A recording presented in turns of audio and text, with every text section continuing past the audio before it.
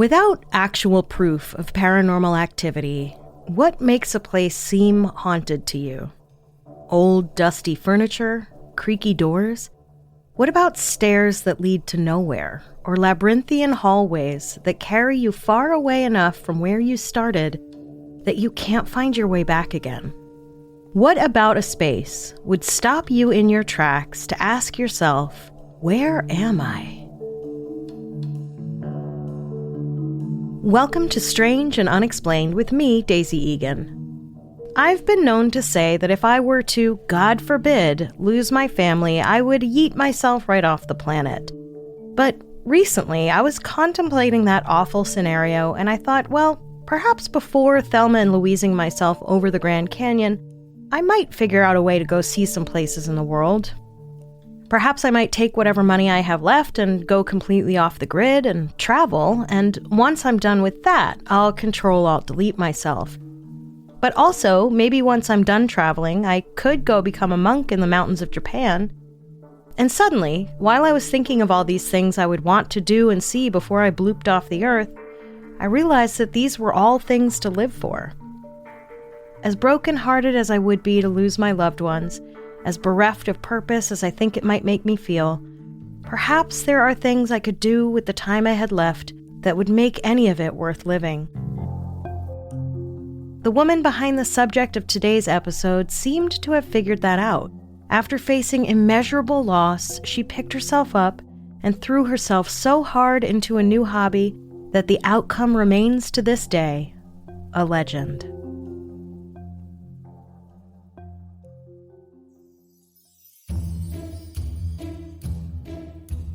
Sarah Lockwood Pardee was born into wealth in 1839 in New Haven, Connecticut.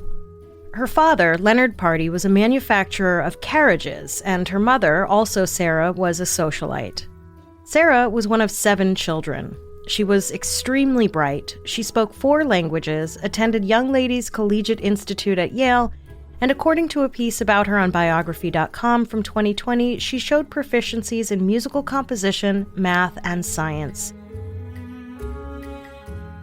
She was a wee little woman, standing at just 4'10". Sarah married fellow rich person William Wirt Winchester in 1862. William was in his family's business of rifle manufacturing, which, as I'm sure you can imagine, during the Civil War, was big business. The couple had a child, Annie Pardee Winchester, in 1866. Sadly, baby Annie died just 5 weeks later from marasmus, a protein disorder that prevents the body from properly digesting food. I've said this before on this show, but sometimes I think people have a tendency to downplay the enormity of losing a child in the olden days because it was so much more common. We tend to toss out statistics of high infant mortality as though it was just some accepted way of life. I'm no socioanthropologist, but I have to imagine that the trauma of losing a child has been awful since the dawn of humanity, no matter how commonplace it was at one time or another. Just because it was normal for families to lose 5 of their 10 children doesn't mean the parents didn't feel wrenched every time. And then to have to continue on with life with no real mental health support, I can't imagine the pain. And while Sarah didn't suffer losing 5 children, the loss of her one daughter was a huge tragedy in her life. She would not have another child. Whether by choice or fate, I don't know. Just 3 years later, in 1869, Sarah's father Leonard died. By the time of his death, he'd amassed a fortune of over $1.5 million in today money. And then, within 1 year, between May of 1880 and March of 1881, Sarah's mother, father-in-law, and her husband, who was only 43 years old, all died. Upon her husband's death, Sarah inherited his fortune of the equivalent of over $600 million in today money, as well as almost 50% of her late father's company's stock, making her the wealthiest woman in the world, earning the equivalent of more than $30,000 a day in today money. And so, in 1885, after having lost most of her family, including her infant daughter, Sarah, now single and wealthier than you or I could ever hope to be, packed up her bags and headed west to California. She bought an 8-room farmhouse near San Jose, which she named Llanada Villa, or House on Flat Land. And what she lacked in house naming prowess, she would more than make up for in house remodeling prowess. Sarah had family already living in the area, and some believe she bought the house with the intention of expanding it so that the family could all live together.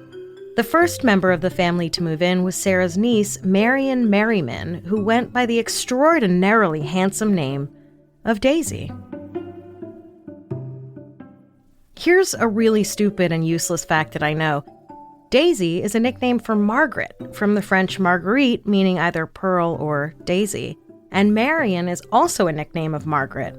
Margaret has the most nicknames of any European feminine name. So it seems Marion Daisy Merriman swapped out one nickname, Marion, for the objectively far more superior nickname, Daisy. That was apropos of nothing, since I know so many of you love my tangents that go nowhere. You're welcome. Anyway, Sarah got right to work on renovations and expansions of the farmhouse. And when I say she got right to work, I mean she got to work.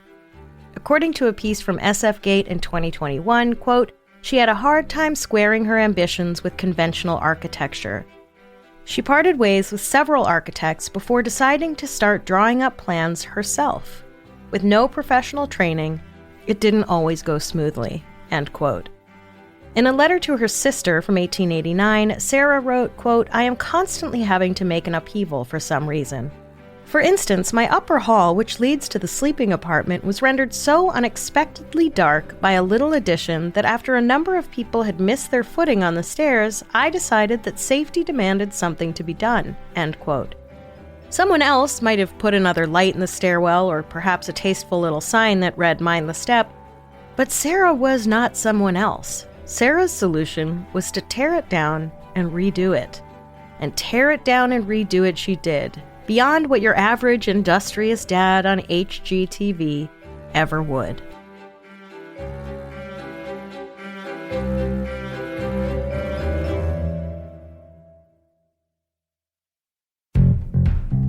Strangers, mealtime can be a slog. Figuring out what to make is one whole thing, but making sure you have clean, healthy proteins is another. With ButcherBox, I'm always stocked with my family's favorite proteins, so dinner doesn't have to be a question mark. I'm a big fan of ButcherBox's seafood. Their salmon is delicious, and fish tacos are a big hit in my house with their panko-crusted cod. And I know I'm eating seafood that isn't pumped full of preservatives and other gross stuff. ButcherBox delivers over 100 premium protein options straight to your door, including 100% grass-fed beef, free-range organic chicken, crate-free pork, and wild-caught seafood. It's all responsibly raised and thoughtfully sourced, so you're not guessing about what's on your plate. For over a decade, ButcherBox has led the industry with meat and seafood that's antibiotic-free, hormone-free, and independently verified. Because when it comes to fueling your body, quality isn't extra, it's everything. Clean, whole protein means better support for strength, metabolism, and that steady all-day energy we're chasing. As an exclusive offer, new listeners can get their choice between free sirloin tips, ground beef, or chicken wings in every box for life, plus $20 off when you go to butcherbox.com/unexplained. That's right, your choice of free sirloin tips, ground beef, or chicken wings in every box for life, plus $20 off your first box and free shipping always.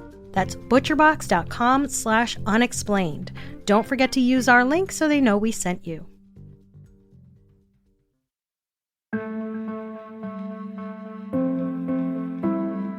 Listen, some people take up painting, others needle-pointing, but Sarah's outlet for her depression was her newfound passion for architecture and design. Or, as writer and historian Mary Jo Ignafo put it in her 2010 book, Captive of the Labyrinth, Sarah L. Winchester, Heiress to the Rifle Fortune, quote, Sarah had learned that architectural and interior design was a potent remedy for depression and grief. In the years to come, she would often turn to the curative powers of work to restore physical and emotional well-being, end quote. While Sarah had no background or training in architecture, engineering, or design, she'd grown up around carpenters and woodworkers, according to Ignafo, and so she, quote, sought out the expertise of hired carpenters, end quote. She drew the plans, instructed the builders, and subscribed to architecture journals. Quote, if the result did not measure up to her expectations, she had it torn down and rebuilt or discontinued, only to resume a completely different and previously abandoned project, end quote. In another letter, Sarah wrote, quote, for one reason or another, since I started to make alterations in my house, I have not been able to get anything like settled. In the first place, it is infinitely more difficult to get work done than it would be in New Haven, end quote. Yeah, girl, you're traumatized, and so you're putting your focus on something else so the grief doesn't consume you. I get it. I've done it. I once got married and divorced just to not deal with my trauma. She continued, quote, over a year ago, I took out a wall and put in a skylight. Then I had to have plastering done, and as that could not well be done in the heat which succeeded, I had to wait for cooler weather. This spring, I recalled the carpenters, hoping to get my hall finished up. Then came the necessity for an irrigating plant, and this required much work of the carpenters so that they could not get at the hall. Then came the need for other outside work, which must be done before the fall rain would interfere. Rain revealed, to my dismay, leaks in the new skylight, and so it goes, end quote. And yes, so it does go, often with construction, that your original estimate of 6 months becomes 18 months and twice the original cost, but also this is why one should not handle design and engineering if one is not trained to do so. Also, why on earth did she need an irrigating plant? What's going on in there?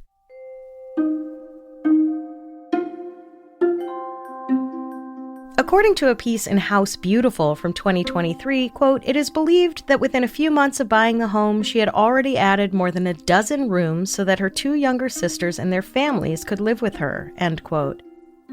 I don't know by whom this is believed, but it's not me. You couldn't pay me to live somewhere where a dozen rooms had been built in a few months. The article continues, quote, she also had it put on a floating foundation which protected it from total destruction from the earthquakes of 1906 and 1989, end quote. Apparently, Sarah continued construction during the Depression of 1893, and the piece in SF-Gate notes that some thought she was being wasteful, while some historians say that, quote, by continuing construction, she was able to keep locals employed. In her unusual way, it was an act of kindness, end quote. Keeping people employed? Why, I never. Purchasing building materials? How dare she? I guarantee you, if she'd been a dude, no one would have commented on the alleged wastefulness of continuing construction on his own house. In fact, according to the Smithsonian, Sarah, quote, built her house with shifts of 16 carpenters who were paid 3 times the going rate and worked 24 hours a day, every day.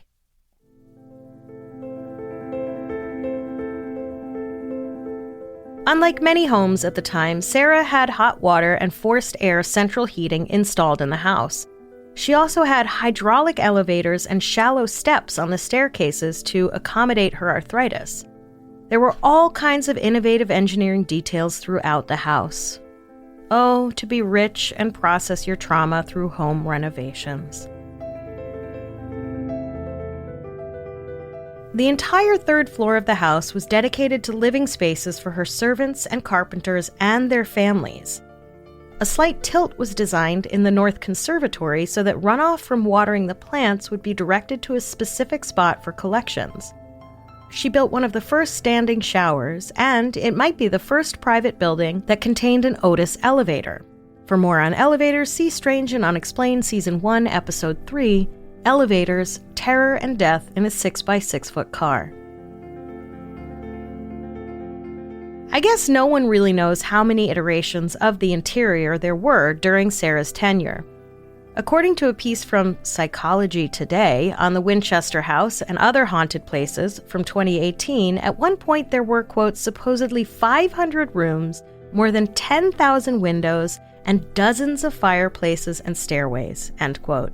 However, the official Winchester Mystery House website lists the stats thusly: 24,000 square feet, 10,000 windows, 2,000 doors, 160 rooms, 52 skylights, 47 stairways and fireplaces, 17 chimneys, 13 bathrooms, 6 kitchens, built at the price tag of $5 million in 1923 or $71 million today.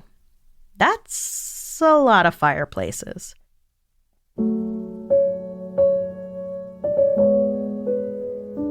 Despite the floating foundation, the house sustained major damage in the earthquake of 1906.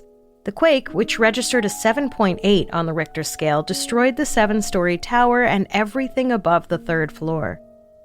According to Captive of the Labyrinth, Ignafo's biography of Sarah, quote, Yanata village was severely damaged. The 7-story tower tumbled in a heap, leaving a gaping hole at about the 3rd level. Shingles, wood, and glass collapsed into rooms on the lower level. Most of the several chimneys fell, either to the ground or through roofs. The 3rd and 4th floor additions were wrecked. An entire wing of New England-style porches lay in ruins, and 3 Tudor turrets broke to bits. All the painstaking plasterwork that Winchester had described in such detail to her sister-in-law crumbled beyond repair. 20 years of meticulous wood and tile craftsmanship were destroyed by the devastating trembler. End quote. Not only did the earthquake damage the house, but it apparently damaged Sarah's will and ambition to continue the passion project. Beyond ensuring the structure was still safe, she never rebuilt what was lost. She never repaired the damage to the north wing and chose instead to live in the west wing of the house. I mean, it was still sprawling and gigantic, so it's not like she was confined to a couple rooms.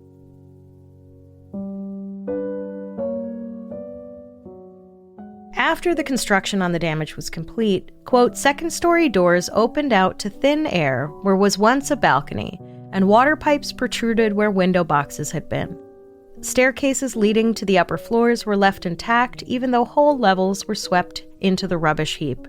According to Daisy's husband, Fred Marriott, Winchester herself thought the post-earthquake house looked as though it had been built by a crazy person, end quote. And it is because of this stranger that the house still stands today and has taken on a life of its own.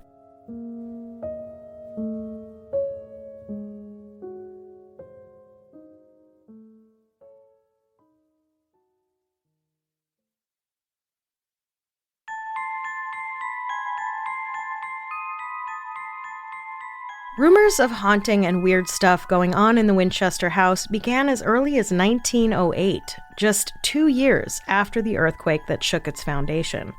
A piece in the San Francisco Examiner claimed, quote, Mrs. Winchester, now a woman of 50 years and of feeble health, is an avowed spiritualist. The story goes that years ago she consulted a celebrated medium and was told she would live as long as she remained within the walls of her beautiful palace, and that palace remained unfinished in its construction. Whether that story is true or not, certain it is that for 7 years Mrs. Winchester never left the confines of her mansion on the Los Gatos Road and denied herself to all callers, end quote. The piece claims, quote, shortly after her arrival in San Jose, Mrs. Winchester is said to have received a message from the spirit world that she should build a mansion, and that should the sound of a hammer or any tools of iron ever cease, she would die, end quote. Of course, we know from her letter that she ceased construction for months due to weather. The same article claimed that Sarah had a nervous breakdown after the earthquake of 1906. I mean, if anyone deserved to have a nervous breakdown, I'd say it was Sarah. Gal had been through a lot. A piece from the San Francisco Chronicle from 1911 also claimed there was a mysterious prayer room in the house which, quote, Mrs. Winchester has allowed no one to enter. Here she received messages from the spirits, end quote. And also this, quote, Mrs. Winchester is said to have observed the imprint of a man's hand one day on a dusty water pipe. Fearing a bomb, she ordered the cellar closed with 3 separate locks, end quote. It seems pretty obvious, however, that none of the information stated in these articles came from Sarah herself. Whether they were making it up whole cloth or relying on gossip, I don't know, but in the 1908 San Francisco Examiner piece, they claimed that Sarah had sold the property, which obviously proved false. And the author of that piece even admitted to not having any actual verified information, saying, quote, "The story of the sale is so far only a well-defined report backed up by circumstantial evidence," end quote. And yet, they printed it as though it were fact. It makes you wonder how much else of their reporting was only backed up by circumstantial evidence. "This lady has lots of money and doesn't seem to like to hang out with people. Therefore, she is crazy and talks to ghosts." Sarah Winchester died in her home on September 5, 1922, at the age of 83. Her will stipulated that the house be sold, as none of her relatives would be able to afford to maintain it. Girl, no one would be able to afford to maintain that thing. Indeed, there was such little interest in the property that, according to the Winchester Mystery House website, the 60-acre property got divided up for sale in smaller pieces. However, House Beautiful says that the property was sold at auction for just over $2 million in today money.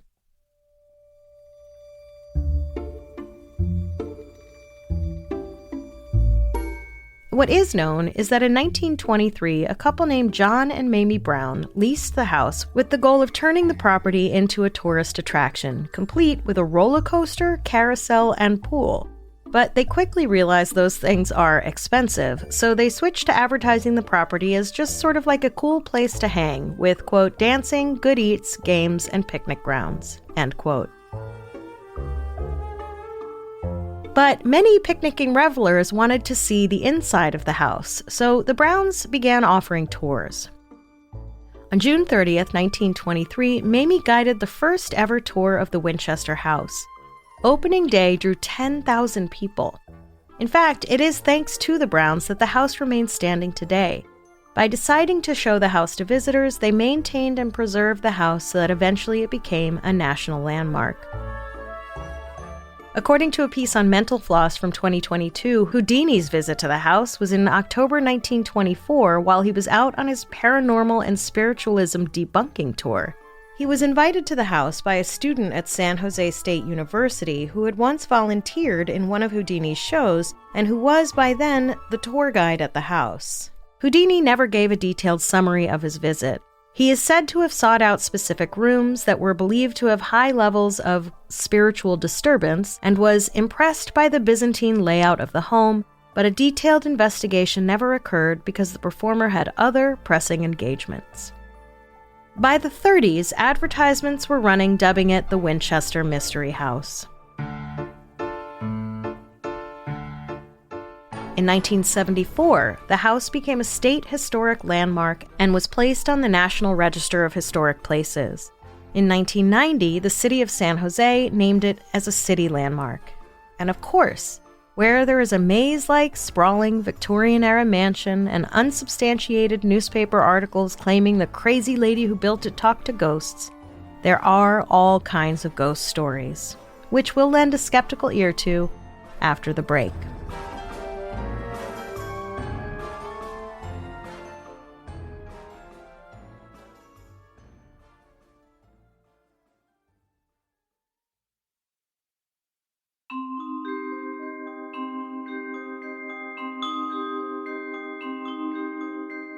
The ghost stories associated with the Winchester Mystery House became so common that the entry for the house in the National Register of Historic Places includes this, quote, "William Winchester died on March 7, 1881, after which Mrs. Winchester, upset at the deaths of her husband and daughter, reportedly consulted a spiritualist.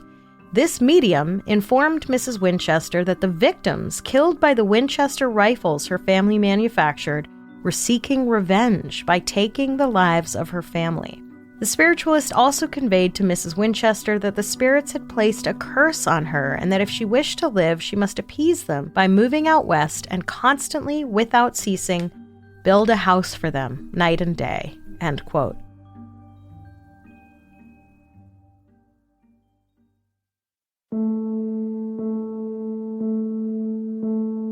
It is unclear where this information came from. However, in her biography, Captive of the Labyrinth, Ignafo acknowledges this likelihood, saying, quote, "As it did to countless other mid-19th century mothers who lost babies to infant mortality, the loss cut Sarah deeply. Religious beliefs typical of the time asserted that God condemned infants to eternal damnation because they had not grown to be baptized.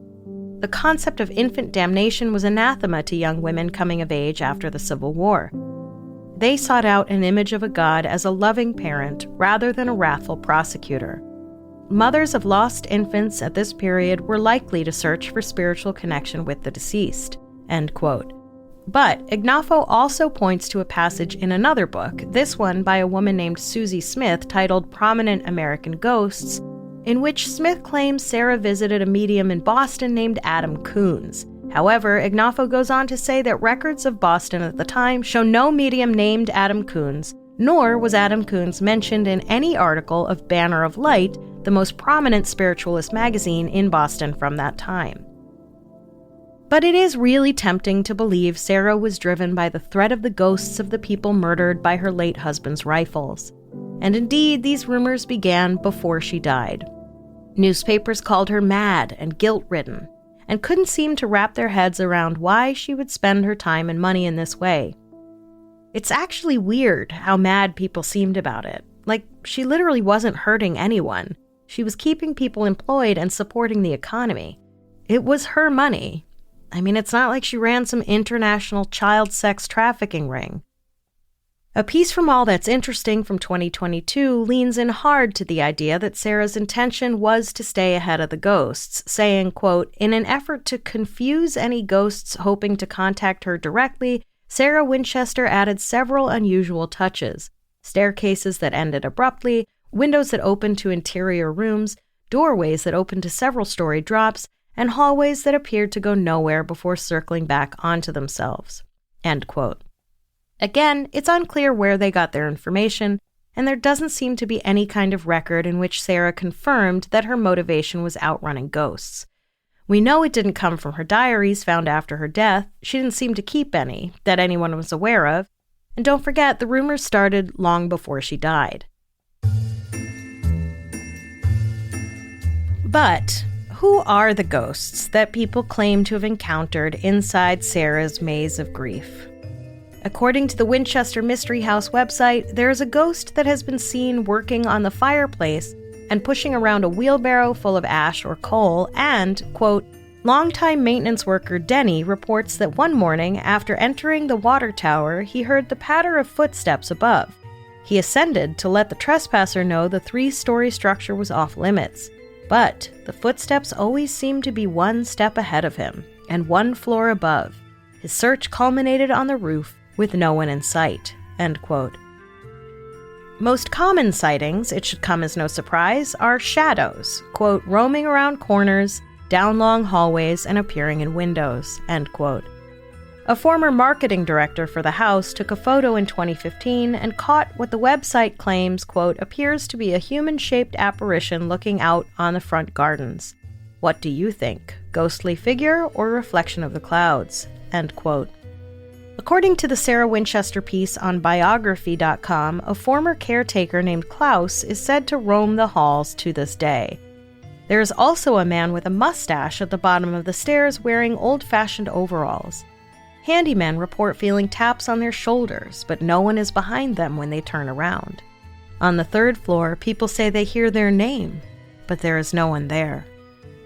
The official website has this story from the house historian Janin Bohm, whose great-uncle had worked for Sarah.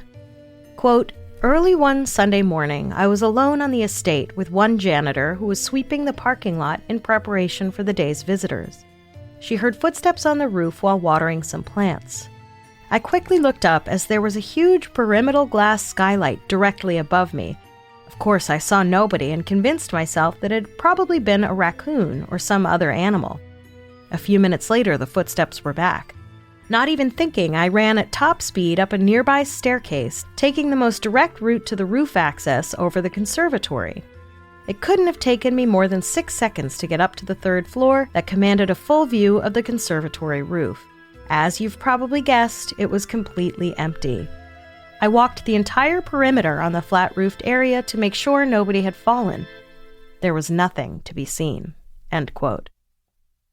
According to Psychology Today, the house, quote, "is reputed to be the most haunted house in the world. It allegedly houses more than 1,000 different ghosts." End quote.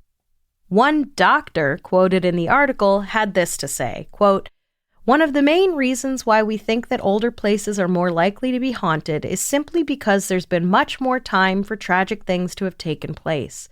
Stimuli such as moldy odors, antiquated Victorian or Gothic architecture, wood interiors, and old portraits on the wall reinforce an ambiance of great age and make the place seem creepier." Meanwhile, the History Channel website has this to say, quote, "Psychological phenomena like pareidolia and confirmation bias explain why people may perceive ghosts, find meaning or patterns where none exist, and reinforce supernatural beliefs they may already have." End quote. And such is a strange phenomena we encounter time and time again on this podcast. Can we really trust our radar for ghosts if we pay to enter a mansion advertised to have them?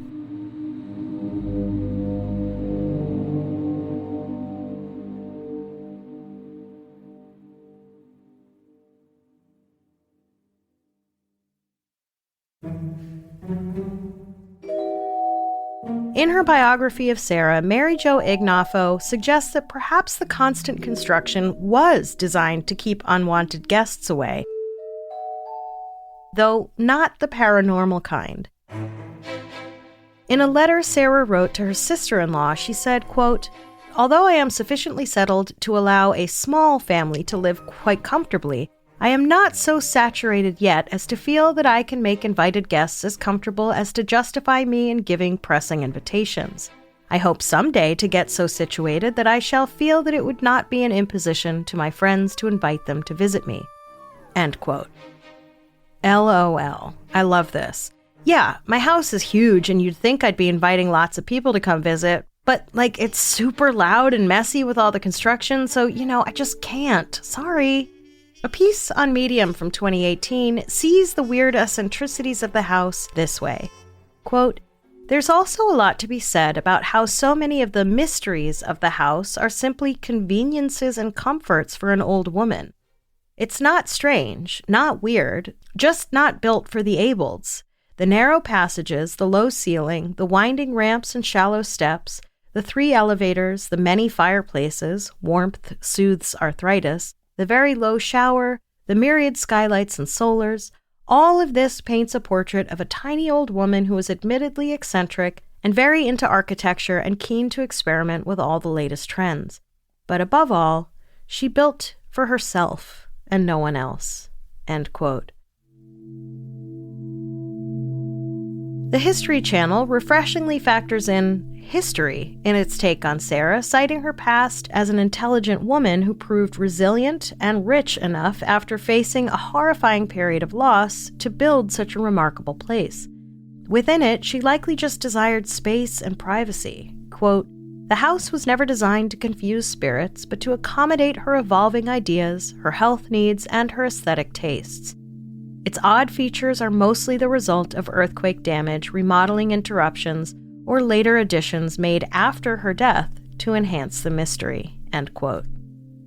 Sarah Winchester suffered so much loss, it's almost inconceivable. What's not inconceivable is that she took her money and dipped out.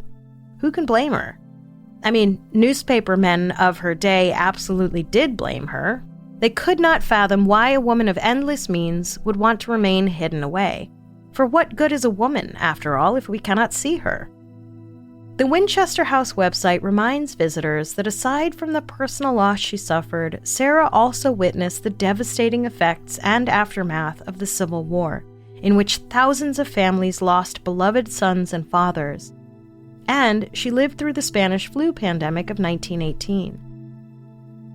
A graphic they released in March of 2020 said this: "This is Sarah Winchester. Sarah practiced social distancing for over 38 years. Sarah spent her time designing and constructing a 160-room mansion with oddities at every turn.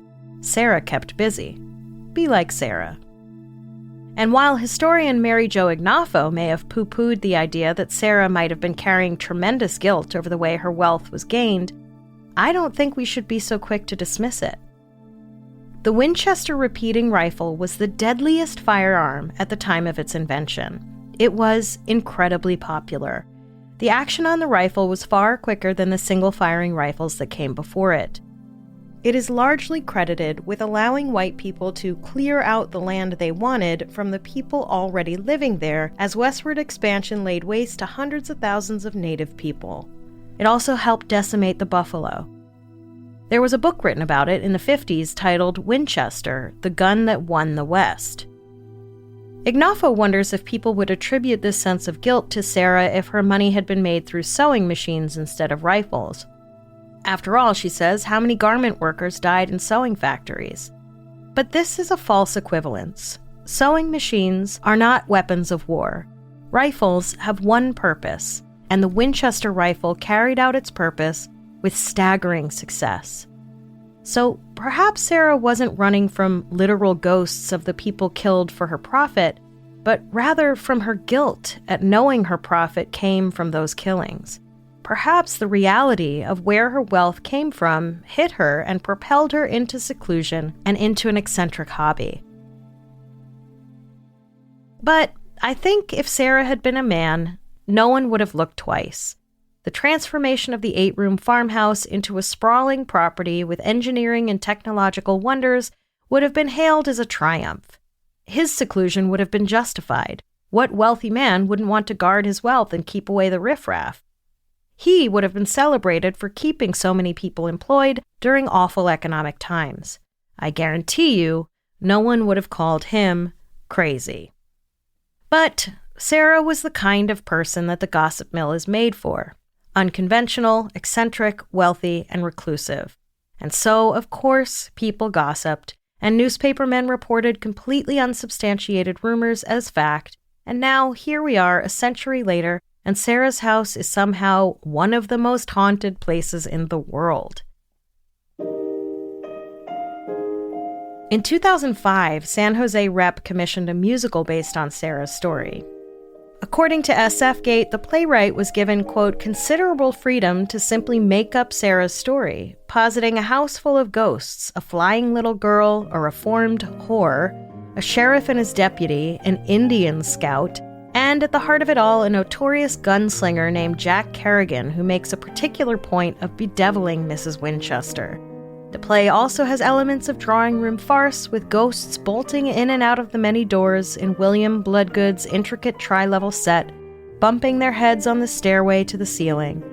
Baumler calls it a comedy and a ghost story and a romance, end quote. Because the real story would make for a pretty bleak and depressing musical. A one-woman Grey Gardens where instead of letting the house fall apart, the protagonist just continually renovates it. Who would want to see that? It's much more exciting to imagine ghosts and goblins behind every weird, tight, low-ceilinged corner. Perhaps the only ghosts haunting us are the ones we conjure up to sell papers, while the actual dead are too busy sleeping.